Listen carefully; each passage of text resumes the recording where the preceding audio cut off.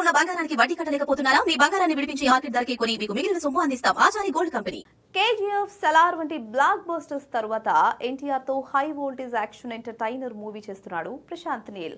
అయితే ప్రశాంత్ నీల్ సినిమాలంటే visuals dark గా ఉంటాయి. KGF, Salaar black and grey shades తో ఉంటాయి. దీంతో ప్రశాంత్ నీల్ అంటే డార్క్ విజువల్స్ అన్నట్లుగా ఒక బ్రాండ్ క్రియేట్ అయిపోయింది. ఇప్పుడు ఎన్టీఆర్ సినిమా కూడా అలాగే ఉండబోతోంది.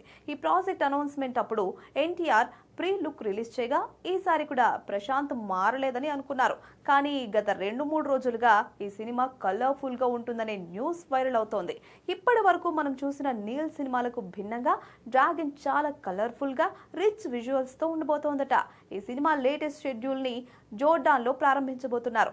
దాదాపు 20 రోజుల పాటు జరిగే ఈ భారీ షెడ్యూల్లో కొన్ని కీలకమైన యాక్షన్ సన్నివేశాలను చిత్రీకరించనున్నారట. ఈ యాక్షన్ సీక్వెన్స్ షూట్ అనంతరం ఓ సాంగ్ కూడా షూట్ చేయనున్నారట.